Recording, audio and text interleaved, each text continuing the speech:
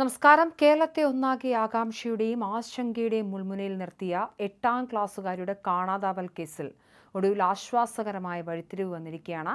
ആലപ്പുഴയിൽ നിന്നും ജൂലൈ 25-ന് കാണാതായ 12 വയസ്സുകാരി 25-കാരനായ യുവാവിനൊപ്പം മഹാരാഷ്ട്രയിലെ പൂനെ റെയിൽവേ സ്റ്റേഷനിൽ പോലീസ് ഇവരെ സാഹസികമായി കസ്റ്റഡിയിലെടുത്തു. അന്വേഷണത്തിന് നേരിട്ട് നേതൃത്വം നൽകിയ ആലുവ ഡിവൈഎസ്പി ബാബുക്കുട്ടന്റെ നേതൃത്വത്തിലുള്ള പ്രത്യേക അന്വേഷണ സംഘത്തിന്റെ മികവാണ് അതിനിർണായകവും നാടകീയവുമായ നീക്കങ്ങളിലൂടെ കുഞ്ഞിനെയും കൂടെയുണ്ടായിരുന്ന യുവാവിനെയും സുരക്ഷിതമായി വീണ്ടെടുത്തത്.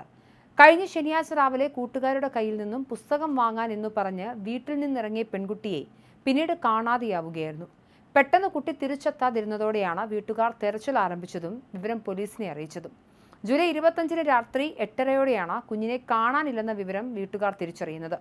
തുടർന്ന് രാത്രി 10 മണിയോടെ വിവരം ലഭിച്ച ഉടൻ തന്നെ പോലീസ് സജ്ജരായി രംഗത്തിറങ്ങുകയും അന്വേഷണം വ്യാപിപ്പിക്കുകയും ചെയ്തു. പെൺകുട്ടി വീട് വിട്ടിറങ്ങിയപ്പോൾ വലിയമ്മയുടെ കൈവശമുണ്ടായിരുന്ന മൊബൈൽ ഫോണും കൂടെ കരുതിയിരുന്നു. എന്നാൽ ഈ ഫോൺ സ്വിച്ച് ഓഫ് ചെയ്ത നിലയിലായിരുന്നതിനാൽ തുടക്കത്തിൽ പോലീസിന് ലൊക്കേഷൻ കണ്ടെത്തുക ഏറെ ദുഷ്കരമായി മാറി. തുടർന്ന് പെൺകുട്ടിയുടെ സഹപാഠികളെയും കൂട്ടുകാരെയും കേന്ദ്രീകരിച്ച് പോലീസ് നടത്തിയ ഊർജിതമായ അന്വേഷണത്തിലാണ് പെൺകുട്ടിക്ക് ഒരു ആൺ സുഹൃത്തുണ്ടെന്ന സൂചന ലഭിക്കുന്നത്. കുട്ടിയുടെ സഹപാഠികളിൽ ഒരാൾ കാണിച്ചു കൊടുത്ത ഇൻസ്റ്റഗ്രാം ഫോട്ടോയാണ് കേസിലെ ആദ്യ വഴിത്തിരിവായത്. ഇൻസ്റ്റഗ്രാം ഫോട്ടോ കേന്ദ്രീകരിച്ച് നടത്തിയ അന്വേഷണത്തിൽ ഓച്ചിറ ക്ലാപ്പന സ്വദേശിയായ അഭിജിത്ത് എന്ന യുവാവാണ് കുട്ടിക്ക് ഒപ്പമുണ്ടായിരുന്നതെന്ന് പോലീസ് തിരിച്ചറിഞ്ഞു. കുടുംബവുമായി അകന്നു കഴിയുന്ന ഇയാൾ മുൻപ് മുനമ്പം ഭാഗത്ത് ഐസ്ക്രീം കച്ചവടം നടത്തിയിരുന്നു. ഈ സമയത്താണ് പെൺകുട്ടിയുമായി പരിചയത്തിലാകുന്നത്. മൊബൈൽ ഫോൺ ഇടയ്ക്കിടെ ഓണായതും യുവാവിന്റെ ഇൻസ്റ്റഗ്രാം ID വഴി പോലീസ് സന്ദേശം അയച്ച് ലൊക്കേഷൻ ട്രാക്ക് ചെയ്തതും അന്വേഷണത്തിൽ വലിയ വേഗം നൽകി. ഫോൺ ലൊക്കേഷൻ കേന്ദ്രീകരിച്ച് നടത്തിയ പരിശോധനയിൽ കാസർഗോഡും തുടർന്ന് മംഗലാപുരത്തും മുംബൈയിലും ഫോൺ ഉപയോഗിച്ചതായി തെളിഞ്ഞു. മുംബൈയിലെ താനെ, അന്ധേരി, അതിവിശാലമായ ധാരാവി, ചേരി പ്രദേശങ്ങൾ തുടങ്ങിയ ഇടങ്ങളിലേക്കാണ് ഇവരുടെ ലൊക്കേഷൻ കാണിച്ചത്. കൊച്ചു പെൺകുട്ടിയുമായി ഇയാൾ തിരക്കേറിയ മുംബൈ നഗരത്തിലേക്ക് കടന്നത് അന്വേഷണ സംഘത്തിന് വലിയ ഭീതി ഉണ്ടാക്കി.